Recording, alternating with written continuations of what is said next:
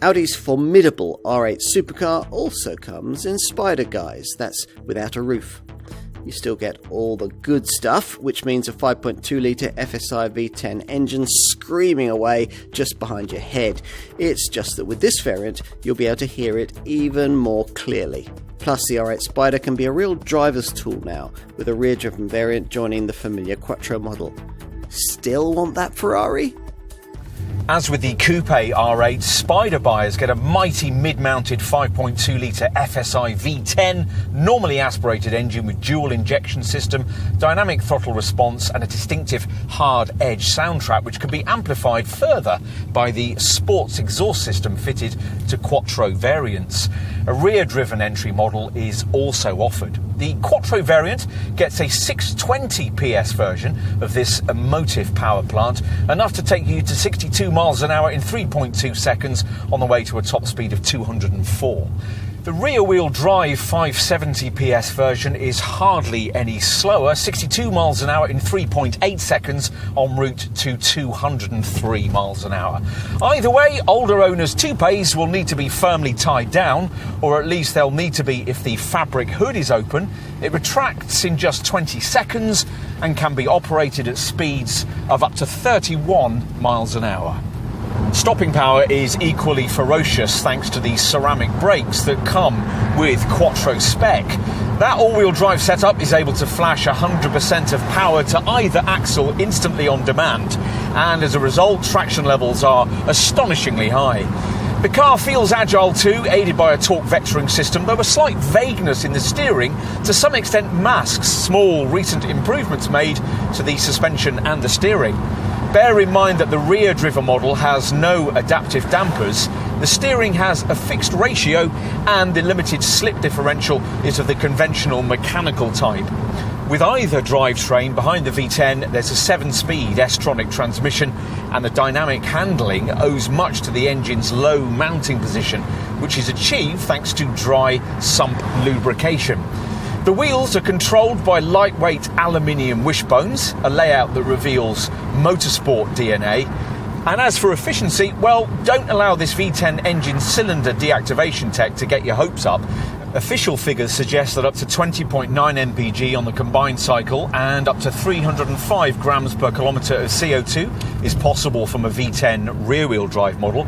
The figures are up to 20.3 mpg and 315 grams per kilometre for the alternative four-wheel drive Quattro version.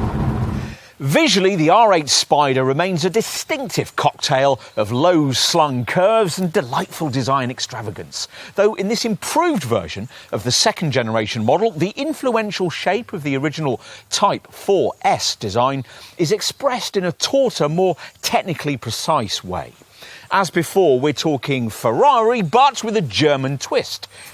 This design's elegant, lightweight fabric top with its largely aluminium and magnesium linkage perfectly complements this R8's lightweight design approach. Curb weight's just 1,695 kilos in this Quattro model.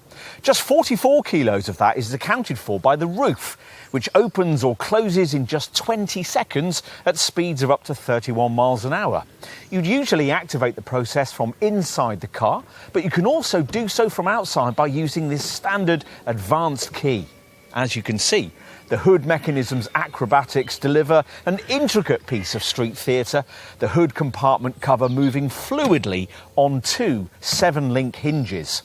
When closed, the top integrates neatly into the design line, stretching low above the body and extending to the rear in two long, slender fins. Otherwise, the design of this Spyder model is familiar from its coupe counterpart. So, as with that body style, horizontal lines define the front end with its huge sculptural single-frame radiator grille. As we told you in our background section, Audi took the opportunity in 2018 to introduce a package of updates to this second-generation R8, the visual changes made being extremely subtle. The single-frame radiator grille has a wider, flatter line. Thick bars divide up the large air inlets, and flat slits in the hood are reminiscent of the Audi Quattro brand icon. Plus, the smarter front splitter is wider, underscoring the focus look. Inside, you're introduced to what the Ingolstadt brand calls a luxury-level racing atmosphere, and an interior that remains an object lesson in how to package a two-seat sports car. As before, one of the cockpit's key distinguishing features is what the stylists call the monoposto, a stylised large arc that encircles the driver's area of the cockpit, starting in the door and ending at the centre tunnel. But if that's familiar, you'll also find plenty that's different if you've yet to experience this post-2015 era second-generation Type 4S model. The changes beginning with the grippy, flat-bottomed R8 performance steering wheel. Extra round satellite buttons have been added to control engine startup and driving dynamics. Plus, there are these two further smaller round controls, a dial on the left to set the car up for different weather conditions, and a button on the right to alter the exhaust note. As for all the infotainment functionality, well, that's all been located in the Audi Virtual Cockpit, a 12.3-inch high-resolution instrument binnacle display screen that presents all necessary information in richly detailed, high-resolution 3D graphics. And beyond that, well, were we to be graduating into this car from a 911 cabriolet, we'd miss the little rear seats that Porsche give you there. So useful for chucking a jacket or a designer shopping bag onto. The lack of storage space behind the seats is quite significant because the room you actually get in the boot is extremely restricted. At 112 litres in size, the same as in an R8 coupe, this trunk offers less than half the amount of luggage space you'd get in, say, a rival Mercedes AMG GTC Roadster. To be fair, the boot beneath the bonnet of a rival 911 Turbo Cabriolet is about the same size.